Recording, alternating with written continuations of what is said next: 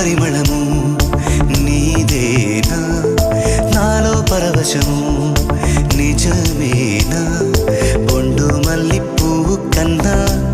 తేలికగు నీ సోకు రెండు కళ్ళు మూసుకున్నా